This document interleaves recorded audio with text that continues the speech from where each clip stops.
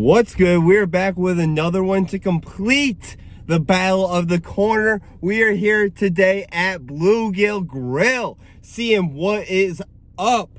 I have no expectations for this place. I've only had their fried fish from here, and it was but 30 bones for the meal was a bit steep. It wasn't 30 bones worthy, so I was a bit disappointed in that factor for it, but the food wasn't too bad. But when we went over to Mayfair, we gave them a 5-5. They were hitting on one side of that burger, but the other part was just whoop, whoop. You're getting juked into the third row, that other side of that burger. And it was just quite sad. But today, I got good hopes for this one. Well, I don't know about good hopes, but at least it's fresh off the grill. Literally, they didn't even take time to tie this bag up. They just tossed it right in. And they forgot that ranch, but I made sure that they got that ranch for me. And when they did they came through like a man should with a big one. With a big one. Man, we got an interesting burger here. Never seen this before. An interesting tactic. They got the bottom bun was open with just a sprinkle of lettuce on there. And then they got the bun, meat, and then a tomato under it on the other side. One of a kind. Love to see it here.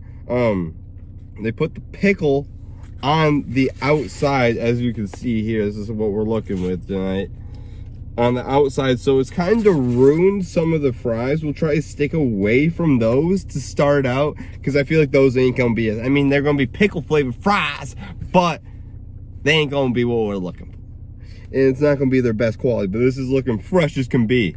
They got some nice steak cut fries up in here, and let's give them a try. It tastes like homemade fries, like something you would make at home personally.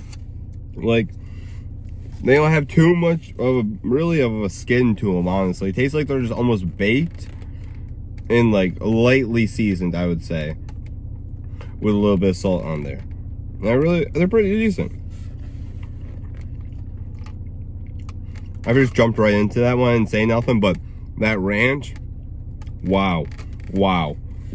She may be on a fucking 9. I give that an 8 today, and a strong 8, I may say, on the dance scale. But goddamn, is that some nice restaurant ranch? They just got the basic ranch down to a T. Give it another bite.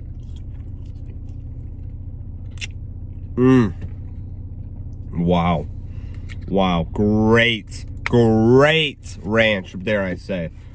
Immaculate. I just love it so much. That ranch is like a goddamn 8. 2 on the taste scale. Those fries are okay, whatever. They're just a solid 5, I'd say. Nothing too special. But look at this burger. This is a freshly toasted bun. I love to see that for everything. Let's dig in.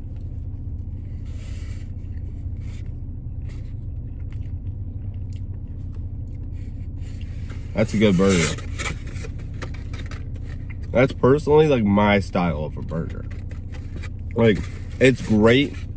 It's like great seasoned beef, I would say. Because here's the thing that I really like about this burger. Is it's seasoned, but it's not enough to where you're like, God damn. But you're enough to like, okay, I'm fucking with that. It's just a little bit enough to overpower a little bit of the stuff to where you're actually tasting the seasoning enough. You know, we don't want to be overpowered with it, but we want enough seasoning to be able to be tasted over the grease that they got. It's a very greasy burger, what I gotta say. So, I mean, I was in there and they had it bumping. I didn't get to go up to the top level. That's where I've always been, but it's pretty nice up there. But I didn't see how popping it was up there. But on their main level, they were full. They were full for show on football Saturday. And if you're drinking having this burger, I feel like this is a good burger to have. Like, you may not be feeling good the next day after this burger. It's going to hit you like a truck. This thing is piled high with grease. It is just pure grease. I wouldn't say pure grease, but it's like, they put a couple moppins on there for show. And it's a lot to take in, but it's really good. And because it's like 10% juiciness as well, so it has like a little bit of thumbs up of it. A little bit of a thumbs up. And then honestly, the way they did it, I mean, with how they portrayed this burger, it kind of, in a way, saved the bottom bun. I mean, the lettuce didn't do too much damage because it was only like a little pinch. But honestly, this ain't too bad. I mean, I gotta say this for show. This is all I gotta say about the Battle of the Corner. It's gonna be with an asterisk. It's gonna be with an asterisk for show. Because one part of that burger at Mayfair was fucking busted. And then the other part was like, goddamn, who cooked this shit? Like, fire them on the spot right now. So it was hard, and that's why I gave it that 5.5. But here, we got a good whole burger. So, it's gonna have to go down to, we're gonna have to take a couple more bites to see what's fully good with this thing.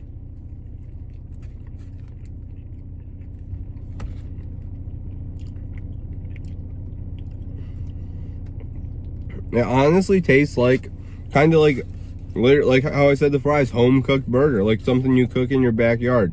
Like, it's missing a little bit of that flame taste to it, but it has a good sense of it there. But a big, huge difference is something that you can't recreate at home from this burger is that grease. I don't know how burgers get overly greasy at times, but this one, it's pushing that level for sure. And it's good, but it's a lot. It's a lot. I'm gonna have to go with the ranch to give this a final score.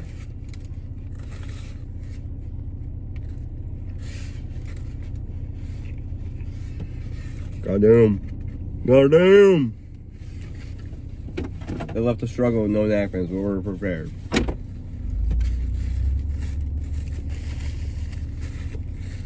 That was a bite of the century. Honestly, I'm just really thrown off about this burger because I wasn't really expecting it to be something. And it's hard for me to decipher like what I like the most, like my type of burger, versus what's actually the best, like what's actually better. So I'm trying to take like my personal, like what I think of the quality, everything, and take into account what I'm just truly thinking, I guess. I don't know if that made really much sense there, but we're going for that last bite.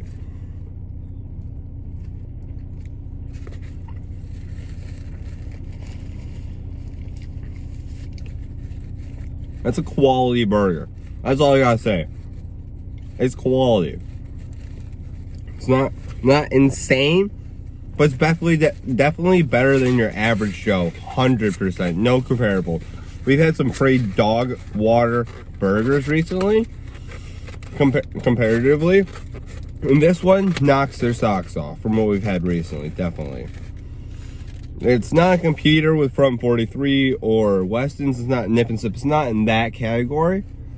But it's a couple nudges down, I'd say. So that's why I'm going to give it a 6.8.